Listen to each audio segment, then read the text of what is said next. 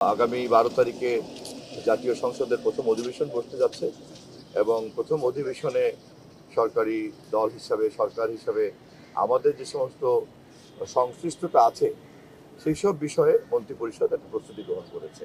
না এখানে কোনো এই ধরনের কোনো আলাপ আজকে হয়নি। সংসদ অধিবেশনকে ঘিরে যে আলোচনাটুকু ওইটুকুই ছিল আলাপ। না, নতুন কোনো কিছুই নাই। ইতিমধ্যে আমরা যে সিদ্ধান্তগুলি নিয়েছি, ফ্যামিলি কার্ড, কৃষক কার্ড, তারপরে কৃষি ঋণ, সেগুলি রাষ্ট্রপতির ভাষণের মধ্যে সরকারের এই সমস্ত পদক্ষেপগুলিকে রাষ্ট্রপতির ভাষণের মধ্যে দিয়ে যাতে প্রতিফলিত হয়, ইতিমধ্যেই যে প্রতিশ্রুতি এবং যেগুলি আমরা বাস্তবায়ন করার উদ্যোগ নিয়েছি আমরা সে বিষয়ে আলাপ করব।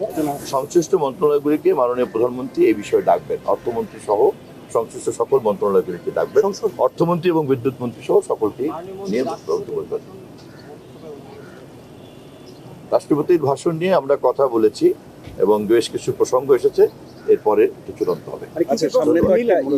ঈদের ছুটি নিয়ে মানুষের জনমনে একটা শঙ্কা রয়েছে, নির্বাহী আদেশ এই বিষয়গুলি নিয়ে আমি আবারও বলছি যে ক্যাবিনেট সেক্রেটারি হচ্ছেন দায়িত্বপ্রাপ্ত, ওনাকেই অফিসিয়ালি, কারণ জিনিসগুলি কম্পাইল করার পরে তারপর তো কথা বলবো, একটা মানে ক্যাবিনেটের সিদ্ধান্ত তো আনুষ্ঠানিকভাবে বলতে হয়, লিখিতভাবে বলতে হয়, শব্দ এদিক ওদিক হলে একটা সমস্যাও হয়, কিছুক্ষণের মধ্যে পেয়ে যাবেন।